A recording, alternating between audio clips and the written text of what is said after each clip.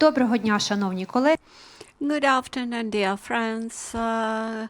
Welcome to our briefing. Welcome to those who watch us here in the newsroom and online. And currently we have a briefing dedicated to the topic Dialogues about the War. We have Mr. Oleksandr Zinchenko and Ms. Katrin Eigendorf.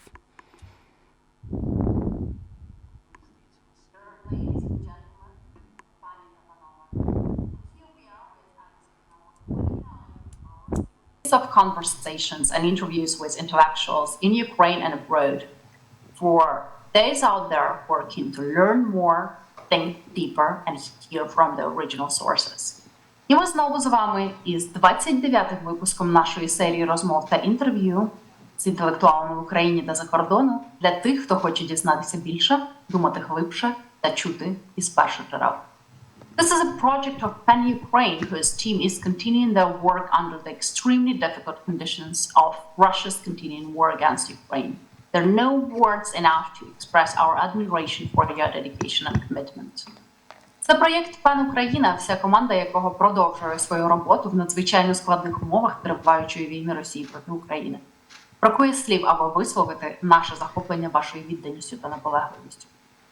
The project is co-hosted by PEN International, which has continued to provide a platform for freedom of expression for those currently under the highest risk. Today, special thanks goes to Ukraine Crisis Media Center, which hosts our event physically and appeared to be a great partner for the episode. The project is implemented with the support of the US Embassy in Ukraine, and our traditional partners are PEN America, the Ukrainian Institute London, Ukraine World, Local History, Harvard Ukrainian Research Institute, the Harman Institute at Columbia University. We will broadcast today's event to all partners' Facebook pages. Співорганізатором проєкту є міжнародний PEN, який продовжує надавати платформу для свободи вираження поглядів тим, хто перебуває у групі найвищого ризику. Сьогодні ми висловлюємо особливу подяку Українському кризовому медіа-центру, який фізично прийняв нашу розмову і виявився чудовим партнером для нинішнього епізоду. Нагадую, що проєкт втілюється за підтримки Посольства США в Україні, і нашими традиційними партнерами є PEN Америка, Український інститут Лондона, Україна Світ, Локальна історія, Український науково-дослідний інститут Гарвардського університету та Інститут Гаррімена при Колумбійському університеті. Ми транслюватимемо сьогоднішню подію на всі партнерські сторінки у Facebook. Захід, як звично, відбуватиметься англійською мовою. My name is Olga Mucha and I will introduce our today's guests. So today we are pleased Oleksandr Zinchenko, historian, publicist, journalist, co-founder and editor-in-chief of the amazing project Historical Truth, which this year passes, I believe, 12th anniversary, right? In past, he is also deputy director of the Institute of the National Memory of Ukraine. Currently works for Suspilne TV. But probably one of the most amazing things about him that he is the author of the first book presenting the Ukrainian vision of the academic crime, Third Hour. Without that would be an interesting topic for the other conversation. Let's leave it for better times. He's the author of the script of the documentary cycle Collapse, How Ukrainians Destroyed the Evil Empire. The great project, and if you haven't seen it yet, this is a must. I remember how you said in one of your interviews about this documentary that Ukrainians' independence was not part of the US plan back in 1991. And I believe nowadays Ukrainians also kind of broken plans and expectations. What do you think? And Oleksandr will speak today to Katrin Eigendorf, German journalist and expert in discrimination and resisting violence. She has been working for ZDF, one of the biggest German TV companies, since 1999, initially as a reporter specialized in foreign policy. And she was also a correspondent in Moscow studio and report, among other things, on Ukraine. Since 2018, Katrin has been in the reporter pool focusing, reporting on Afghanistan, Ukraine, Russia, Lebanon, Iraq, and Turkey. So deep knowledge on the ground. In 2021, she reported from Afghanistan on the return of the Taliban, and she's been reporting from Ukraine on the war events since the end of February. Last year, Katrin has been awarded the Hans-Joachim Friedrich Prize for Television Journalism for her reporting from crisis regions of Afghanistan, Ukraine, and elsewhere. And the Media magazine honored her as Journalist of the Year. And this year, there was a grand prize for special journalist achievement. But the most important we should mention here is her recent book, The Putin's War: How People in Ukraine are Fighting for Our Freedom. I think that's a great question to start with. Dear Katrin, dear Oleksandr, the floor is yours. Thank you. Thank you very much for the invitation. Glad to be here. Мені теж страшенно приємно, і я дякую всім, хто нас I also would like to thank you. I'm happy to be here. Thank you for a very good presentation. Katrin, maybe if you permit, I will ask the first question. We have been acquaintances for a long period of time. Recently, you wrote a book, The War, Putin's War, and how people in Ukraine fight for our freedom.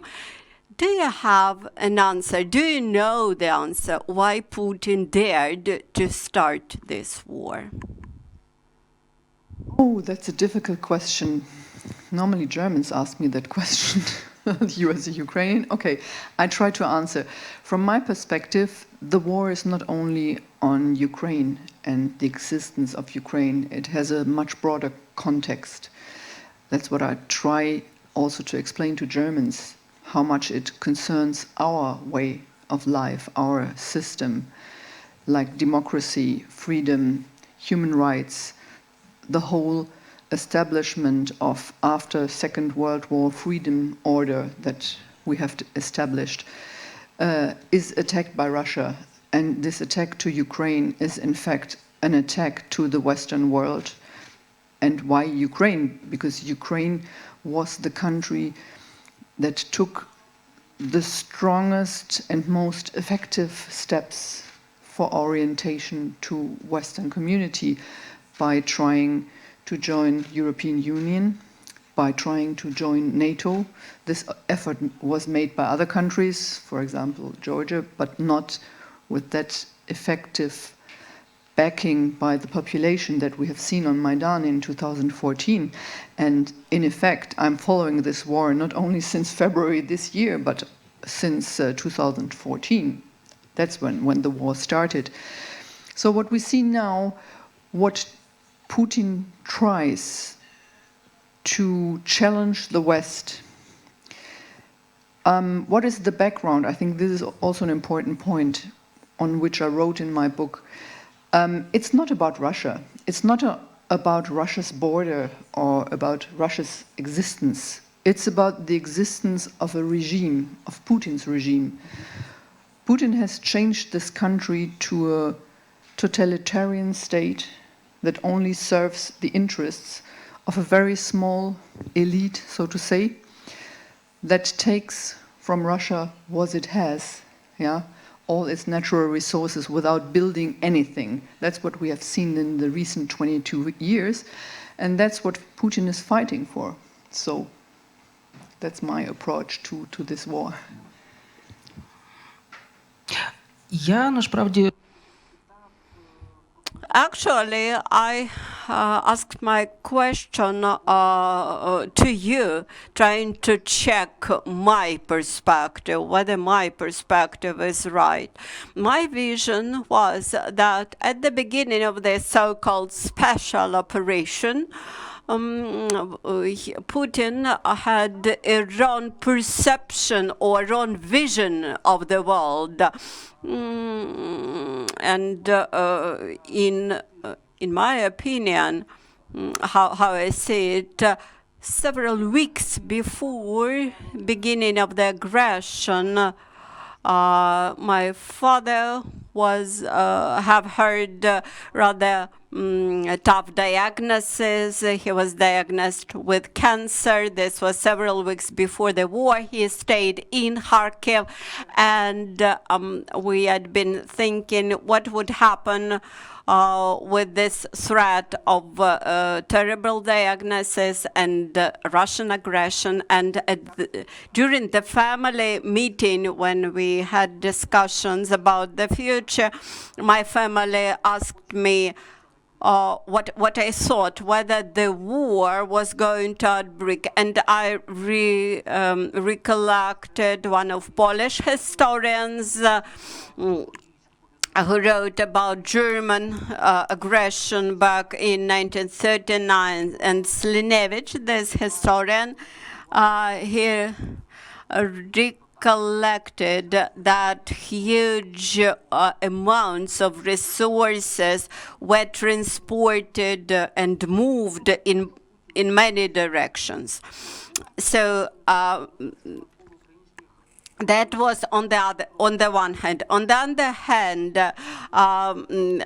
seeing that 200,000 of soldiers around Ukraine, nevertheless, I was surprised whether it was possible to conquer Ukraine with only 200,000 of soldiers, because Ukraine is more than 600,000 square kilometers big, and this is like only 3 soldiers per 1 square kilometer, so to say, roughly.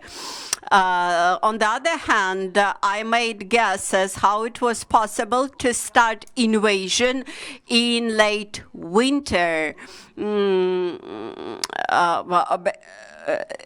I thought that they could march only in columns, that is, only highways were available for them. And in my opinion, it meant that it won't be possible to use the Afghanistan strategy. In Afghanistan, the experience was, the fighting strategy was as follows. You had to shoot the first car or the first vehicle in a column, the last vehicle in a column, and then stop it and blast, and that's it. That's why when my family asked me a question back in January whether I thought the threat of war was real, I expressed my doubts that that was possible as of January. But eventually it happened. The thing which was impossible, looked impossible for me, it happened because for a person like Putin, who based his calculations or considerations on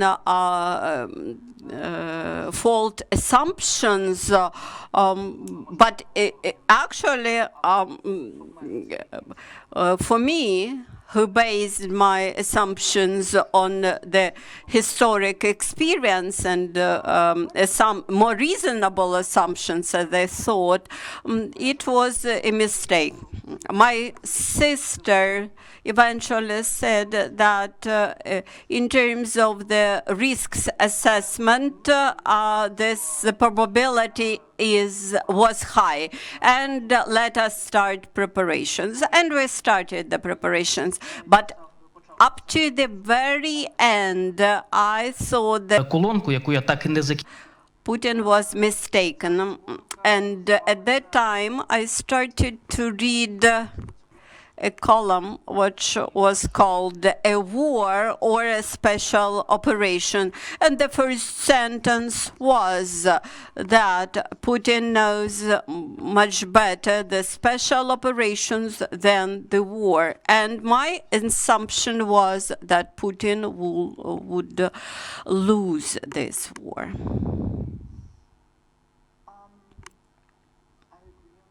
Assumption. That's also what I tell Germans. When I saw Putin starting this war, my first thought was, this is Putin's end.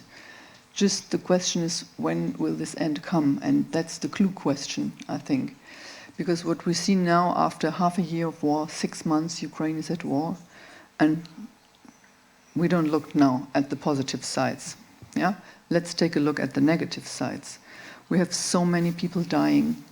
We have the economy ruined. We have a harsh winter where the question is, how will Ukrainian population survive that winter? We have a situation like in Zaporozhye now, which is really dangerous. So let me ask you this. I'm back the first day after a while. How is the situation? Did anything change in the mood of the population, in your special mood, when you see where Ukraine is right now?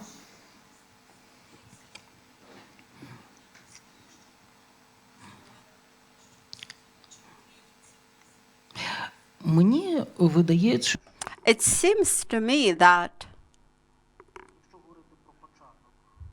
if you look back at the beginning, if you look back at the first day,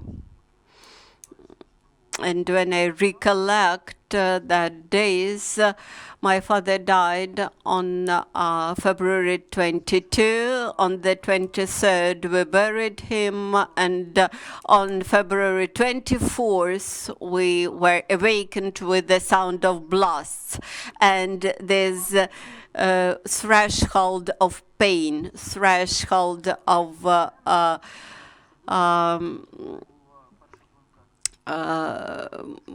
personal situation was so high that when I heard the sound of blasts, my first thought was, what an idiot. And since that time, my this first thought has not changed. This first attitude has not changed. As for Ukrainian society in general, it seems to me that a bigger part of Ukrainian society till now is in this situation of high mobilization. It feels this huge anger against this person, and this brings people together and strengthens mobilization. That is, I do not see any panic, any despair caused by huge losses. I understand that many people are in grief. Many people are in despair because they lost their homes. But when I meet with my friends, I see that there is no the mood of defeat. No. Military experts, but experts on truth, right? So what I would like to know, because this is a big discussion in Germany and in other countries, I think, as well, what is the truth? What's going on here? We see, like recently, Russia telling the world, Ukrainians are attacking Zaporozhye and we have to protect it. One of many narratives that pop up in this war. And do you think that Ukraine is able to explain to the West what's going on here? Are you able to fight this disinformation campaign, and how do you see you can do that? мені здається, In my opinion, that we can counteract disinformation not with words but with actions. Quite often we hear from Putin and in the comments on Facebook, when people discuss the news in global media, I see the same narratives. For example, once I thanked to one of the global leaders for his kind words about Ukraine. But other people started to write to me, there are a lot of Nazis in Ukraine, which reflected this key narrative from Putin when he excuses his aggression against Ukraine. When I see such things, such stupid things, I feel myself lost to some extent, because I do not think there is any use to explain that you are not a camel, for example, because it's obvious that I have different eyes, I have different posture, I am not an animal, etc. It's obvious. But on the other hand, you need to appeal to some sort of rationality in those people. For example, I can say, look, in Ukraine, the level of support to right and ultra-right parties is much lesser than in France, in Germany, and in Ukraine, you almost cannot find the parties which could be compared, at least in the parliament, which could be compared either to IDF or to Marine Le Pen party. If Putin says that there are a lot of Nazis here, you even do not know what to say, because you cannot find Nazis here. In Ukraine, when Zelensky was elected the president, I think this was the only state in the world, except Israel, where there were two Jews, or better to say, people of Jewish origin, who were in power, both the president and the prime minister. And Zelensky was not elected as a Jew. Nobody saw that he was a Jew. People were thinking about his political program or looking at him. Nobody thought about Nazism at that moment. And the fact that Ukraine has neither racist nor Nazi rhetoric, and it was absent at the moment when the president was elected. I think this is the obvious proof. By the way, we had many prime ministers of Jewish origin in our Ukrainian history. We had a prime minister who ethnically was of Buryat origin. And actually, we had, I think, representatives of all the nationalities, or many nationalities, in power. And this brings me to this difficulty to explain why I am not a camel. And now my question, Katrin, to you. What's going on in German society? How do Germans assess the situation in Ukraine today? During presentation of your book, you mentioned that the war is going to change all of us and that it has changed you personally. Could you please explain what has changed in you due to this war? I've been a reporter since nearly 30 years, and I've covered many wars. Normally, when you go to a war as a reporter, it affects you because you see sad stories, horrible situations, but in the end, you go home. And most of wars don't really affect the inner situation of your country.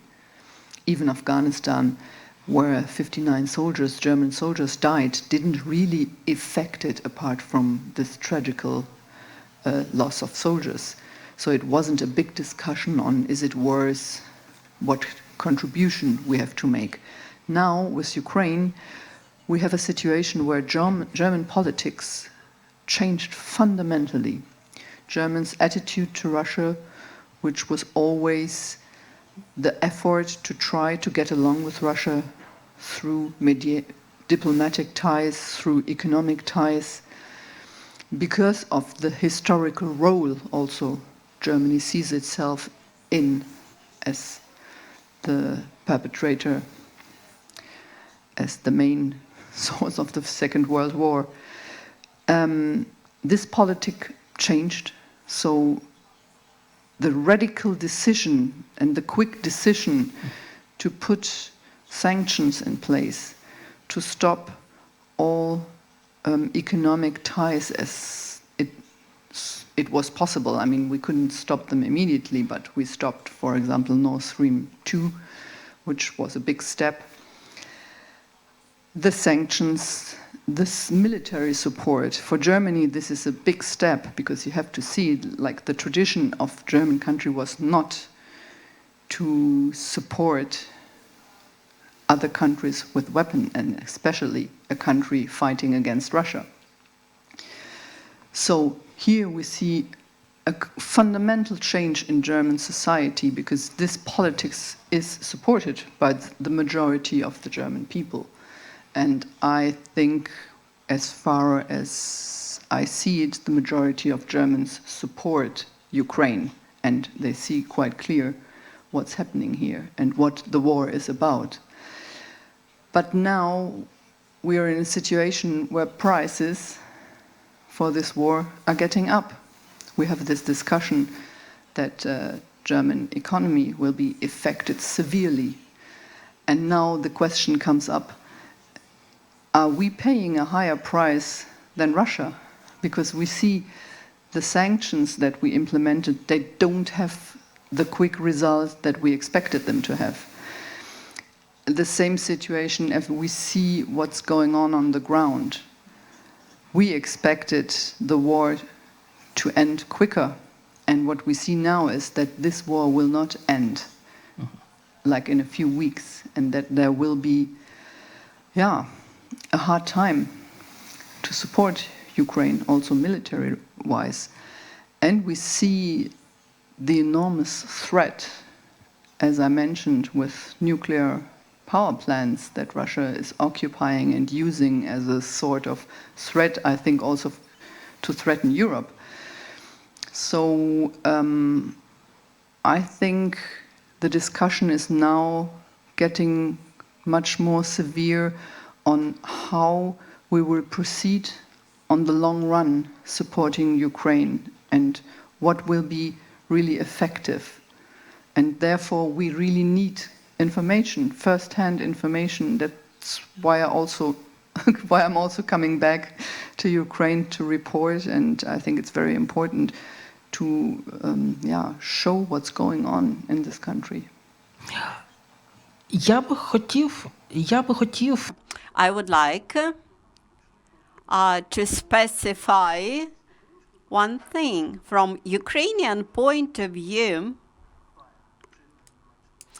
the actions of of German authorities, of people in power in Germany, are always quite understandable. Although I realize that for Germany, this military aid and also other sorts of supplies are extraordinary, but people in Ukraine see how Chancellor Scholz rejected to provide Ukraine with tanks, for example.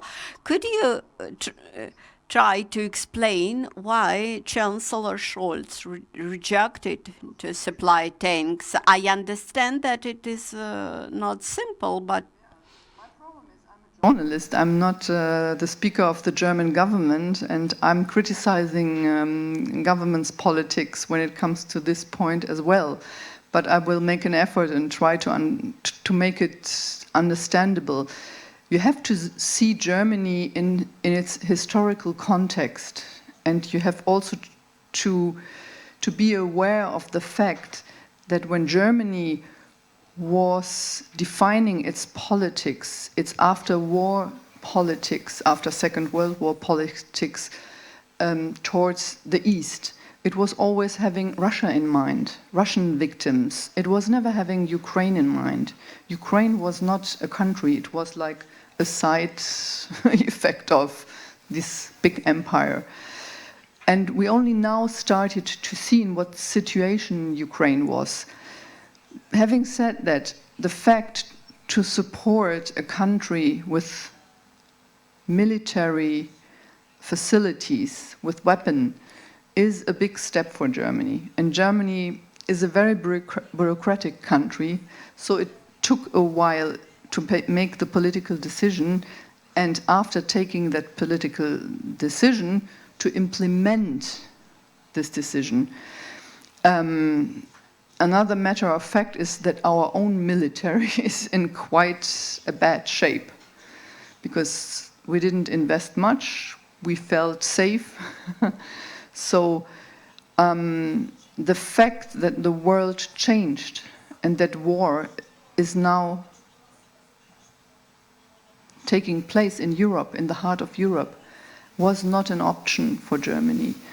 And to stick to that reality and to see the reality that diplomacy came to an end, to a certain extent, for the moment being, was quite hard for Germany and also for German government. So what we see now is that it's more or less the Green Party, with Annalena Baerbock as our foreign minister, and Habeck as our vice-chancellor, a party whose core issue was to be anti-military, anti-nuclear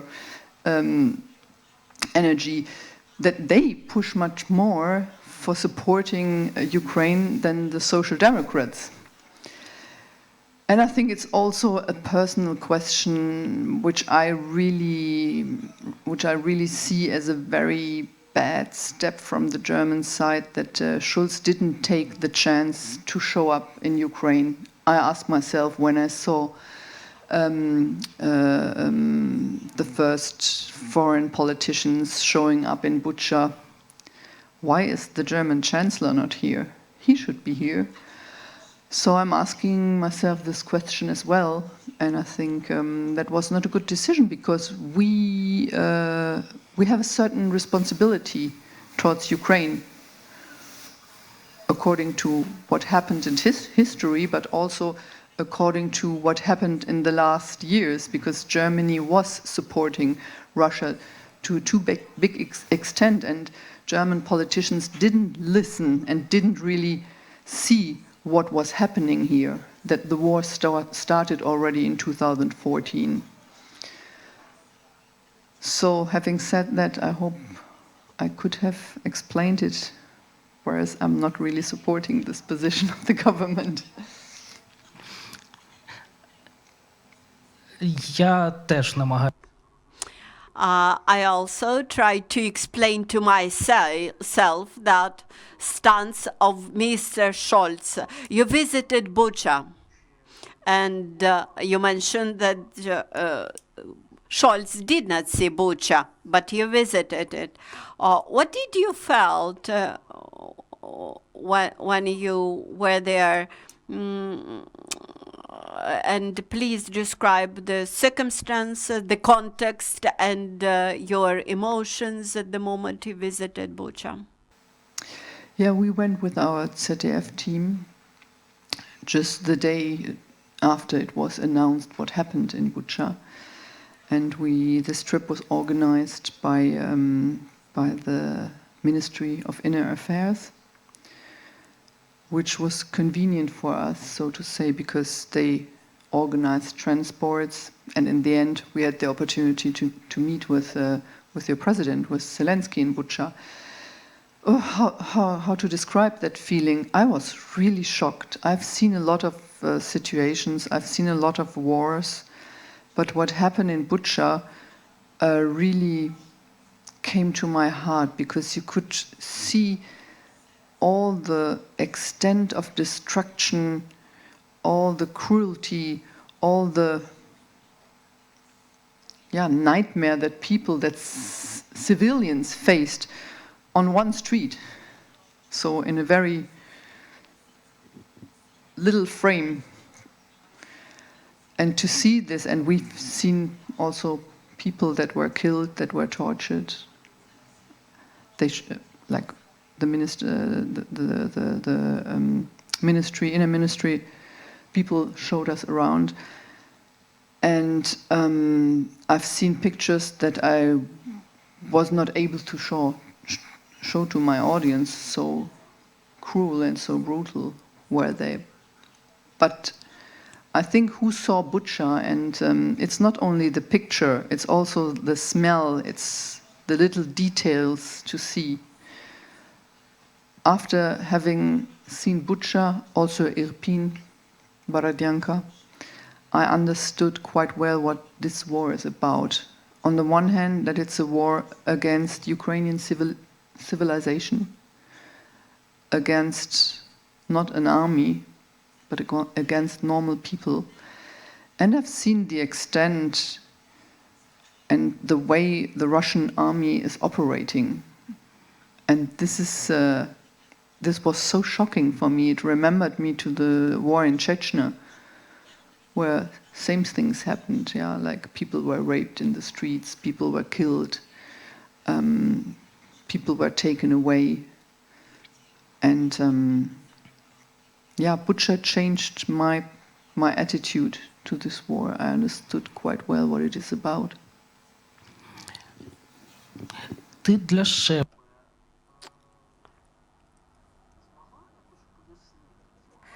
Was you able to explain to yourself this degree of cruelty of Russian soldiers? Why they were so cruel? Do you have any explanations?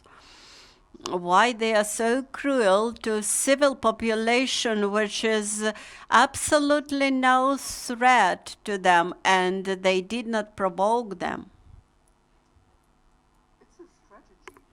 To admit that this is a strategy, because no Russian soldier to that extent could act like this without support of his commanders. So behaving like this is a strategy.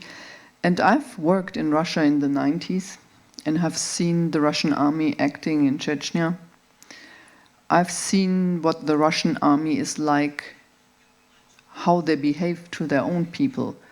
So there is a principle, you probably know, that what is called dedovchina, which means like the reign of the eldest, which means that young people who join the army, they're under the complete control of their commanders for a certain extent of time. And you have people dying because they're treated so badly. You have torture in the army. And the whole principle that you see in this army, and not only in the army, but also in parts of the society, is very unhuman. Russia had a very short time frame to liberate itself from its cruel history. That was in the 90s. That started in 91 and it ended when Putin came to power. That was the time when you saw like little steps from civil society coming up, little steps towards an open society. But Putin put all that down. And we have to see this tradition in which Russia and Russian population grew up. This is over generations. And that's one of the reasons why I think Russian army is acting like this. There is no respect, there is no human attitude in that army? Мені здається, оскільки It seems to me, in a result of my experience of communication with the Russian occupants, I stayed in one of the suburbs of Kiev, near Kiev, which was reached by the Russian soldiers, and I observed them. It seems to me that there was one more motive, which I believe happened in Ukraine 100 years ago. For example, when they arrived to Ukraine, they were told that Ukrainians were extremely poor. But when they eventually arrived and when they entered our cottage town, which is purely middle-class town, so to say. It's not luxury, it's of moderate wealth, but I have heard the question, are you millionaires that you are living here? I was so much shocked that I started to explain why we are millionaires. My mom had sold her apartment in the city and relocated here. My neighbors, they are painters. Another neighbors are lawyers. All the neighborhood is the middle-class neighborhood. Also, among my neighbors, I had the former ambassador of Ukraine. For example, Ambassador Бессмертный. Now he's professor, and he heard the question on the basis of what you dare to live in these good conditions. He was also shocked with the surprise. He was unable to understand why he was living so good. What was so good about that lifestyle? And they explained, you have many stone buildings. How many villages like that do you have? And Ambassador Бессмертный explained, we have 36,000 of such villages, cottage villages. And they were astonished. And I believe that this story partially explains the murders in Bucha, Irpin, Borodyanka. Killing people. They tried to overcome that experience of cruel poverty. They tried to revenge to those people for their lifestyle. That people had a lifestyle which was better than their own lifestyle of the Russian soldiers. I think this is the explanation of the Russian cruelty, the cruelty of Russian army in all those villages. But what is the perspective now?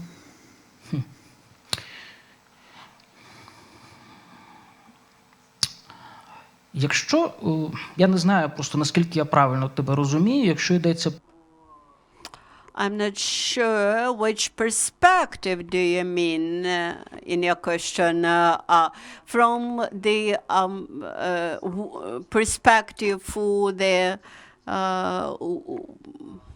war process in general, or the future of this war, I'm not a military expert. I do not have a deep understanding of what's going on at the front line. And I can only retranslate what I hear from military experts, that we are in the middle of our way to a victory. The military situation, I would like to know it from your perspective.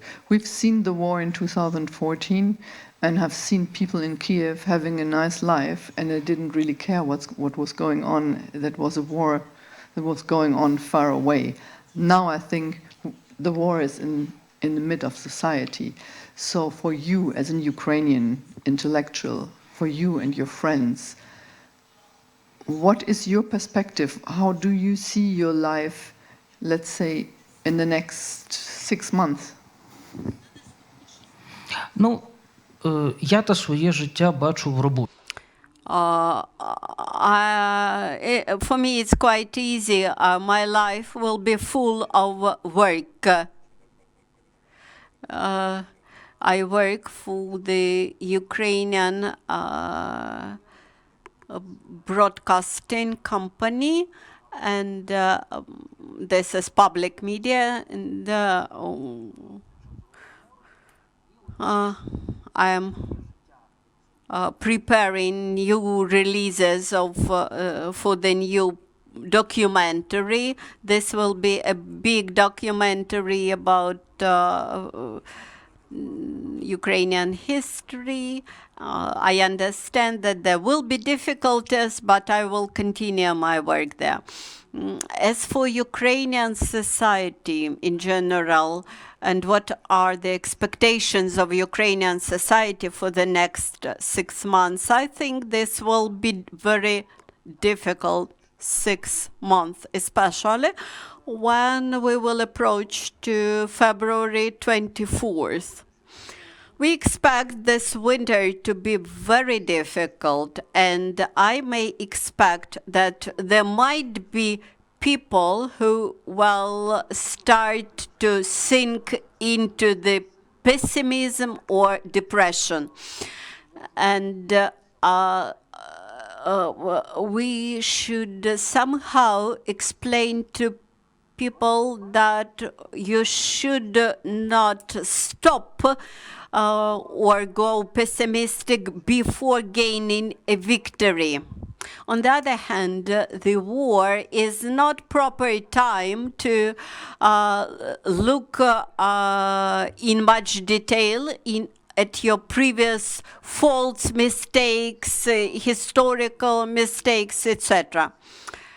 And this is maybe the worst time to rethink your previous mistakes, although there were mistakes at the top level, at the country leadership level, and there were mistakes in the circles of Ukrainian intellectuals.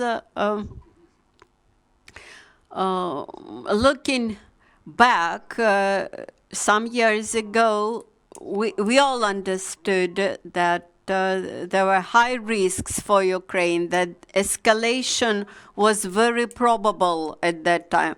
We tried to warn Ukrainian society, and what we heard at that time, okay, you're predicting bad things and you're threatening to us with Putin attack? And eventually that happened. The previous people in power, like President Poroshenko, they kept saying that the danger of war was persistent, but there was part in society which suggested, which challenged that attitude, and which said that you should stop shooting and the war would be stopped. But in my opinion, the war could be ended only by a person who initiated the war. And this person should either stop voluntarily or should be stopped by force. Unfortunately, this point of view in Ukrainian society did not prevail at that time. We tried to warn the country, but we were not heard. And I feel this bitterness even today, although much time had passed since that moment when we tried to awaken society. Unfortunately, this war, to some extent, is a punishment for those Ukrainians who stayed relaxed, who did not take our warnings seriously.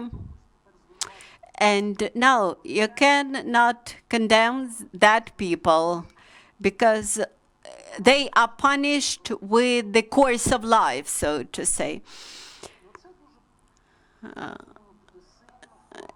It seems to me this will be the biggest factor which will influence development of Ukrainian society after our victory, after the moment when we gain a victory. Because it is not so easy to recognize your mistakes, while the mistakes were quite serious. Fear when you see the situation right now.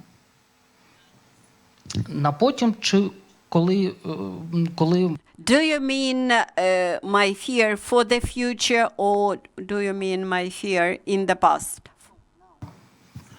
So let's say in the future, yeah.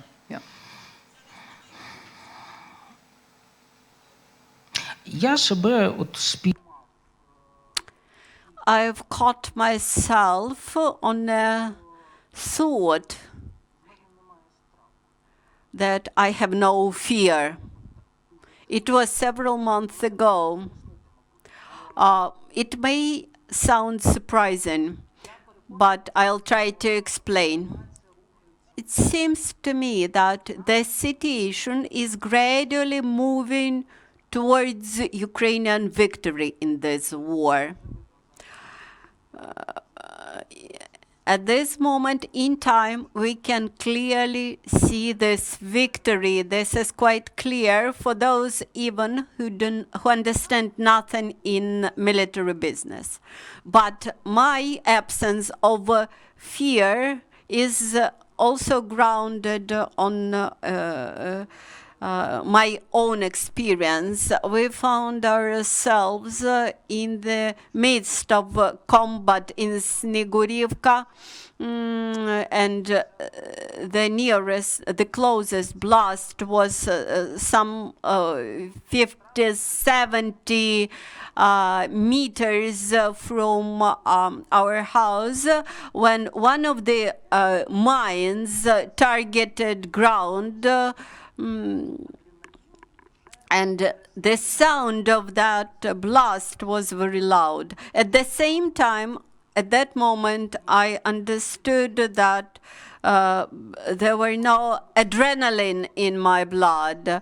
I was unable to eat, I was unable to sleep, but during that very heavy shelling, my mom and I, we managed to hide ourselves, not even in a bunker, but between two walls inside our house.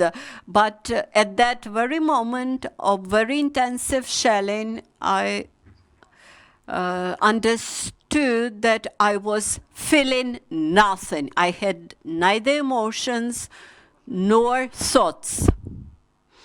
It was like a Zen situation for me. Perhaps you would agree that it is strange to feel this Zen situation under shelling in the moment of biggest danger. And at that very moment, I realized that I had no fear. And not only in that moment, nor for the future. Now I have no fear about Ukrainian future. Do you have any idea what will be the end, what will be the final situation of this war? The final situation, as to every war, will be that people, that the enemies will sit down on a table and make peace.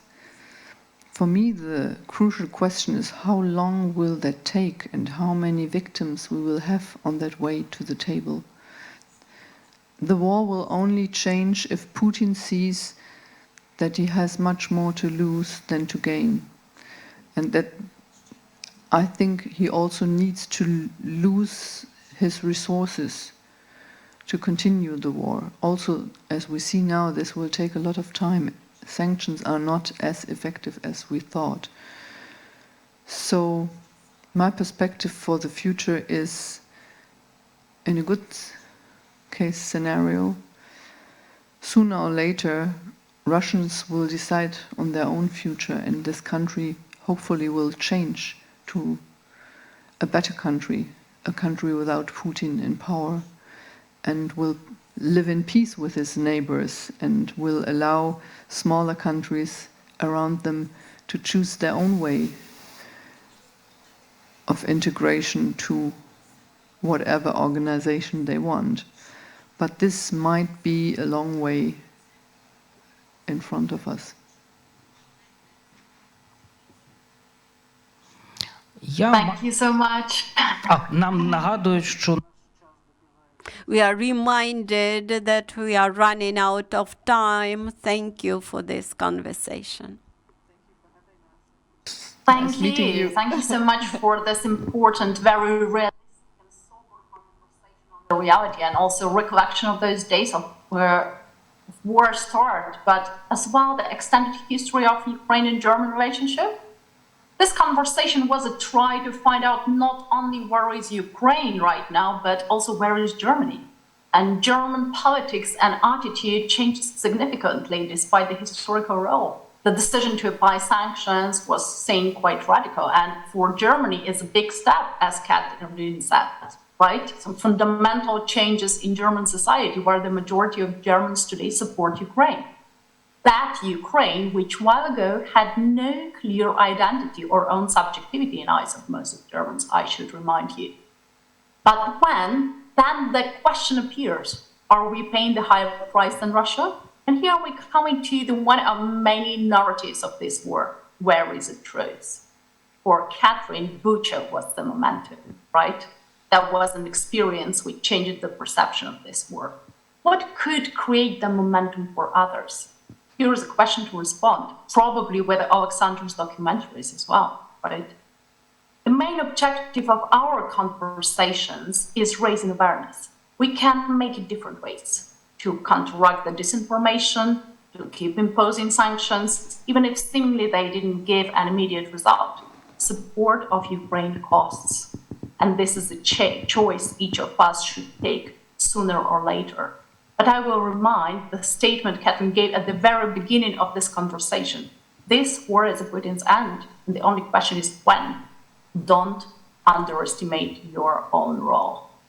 We're grateful to our brilliant guest. That was very interesting conversation with a lot of insights. We are grateful to all our partners for their precious support. Today's special thanks go to Ukraine Crisis Media Center. And I also want to remind you that the project is implemented with the support of the US Embassy in Ukraine and our traditional partners, Pan America, the Ukrainian Institute, the Ukrainian Institute London, Ukraine World, Local History, Harvard Ukrainian Research Institute, and the Harman Institute at Columbia University. The gratitude, of course, to PEN Ukraine, which continues to stand at the front lines in the name of freedom and truth. PEN International is proud to be a platform that supports freedom of expression. We hope those dialogues give you enough insights and material for deep thinking. The next episode will be held in a week, next Tuesday on 3rd of September at 6 p.m. Kyiv time, 4 p.m. London time. We'll be hosting two journalists, Pavel Pinyonczyk, Polish journalist, has reported on refugee crisis wars in Ukraine, Iraq, and Syria, and Olena Husseinova, poet, journalist, and author and radio host on Ukrainian radio station Culture. Follow our dialogues of war, spread the word, and stand with Ukraine, quoting both of our guests today. This is our shared responsibility today. Thank you. Дякую. Дякую вам, перепрошую, що мусила втрутитись через таймлайн. Це завжди найважче знайти цей момент.